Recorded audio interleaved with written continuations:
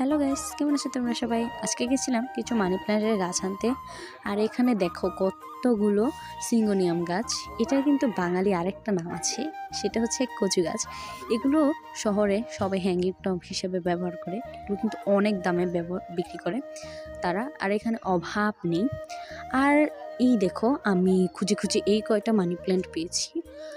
আগে অনেকগুলো ছিল, কিন্তু কেন জানি না আর পাইনি, এই কয়টাই পেয়েছি। তো এগুলো নিয়ে এখন আমি বাসায় নিয়ে লাগাবো। আর এই যে দেখো, এটা কি প্ল্যান্ট আমি জানি না, এগুলো অনেকে হ্যাঙ্গিং টব হিসাবে ব্যবহার করে। এগুলো সুন্দর, তোমরা জানলে কমেন্টে নামটা জানিও। এটা দুইটা পাতা আছে এখানে, একটা চিকুন আর একটা এরকম পাতা, খুবই সুন্দর। এটা আমার কাছে অনেক ভালো লাগে। আর এটা দেখো, এটা আমি আমার বাগানে অ্যাড করেছি হ্যাঙ্গিং টব হিসাবে, কিন্তু এটার কি নাম আমি জানি না। অবশ্য লতা পাতা হতে পারে, ঝোপঝাড়। এটার মনে হয় না এটা কোনো প্ল্যান্ট, আমার দেখে মনে হয় না। তো চলো এখন আমি মানি প্ল্যান্টগুলো বাসায় গিয়ে রোপণ করি।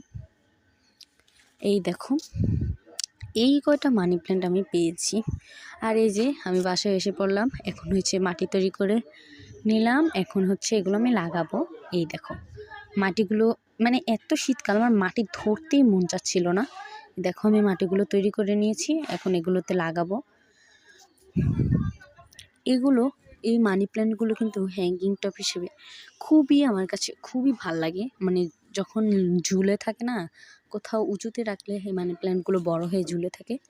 তো দেখো আমার লাগানো শেষ, এখন এগুলো পানি দিব। আল্লাহ, শীতকাল, পানি এত ঠান্ডা, আমার হাতটা পুরো বরফে জমে গেল, এত শীত। দেখো দেখতে দেখতে আমার প্ল্যান্টটা লাগানো শেষ, মানি প্ল্যান্ট। তো আজকের মতো এতটুকুই, বাই বাই।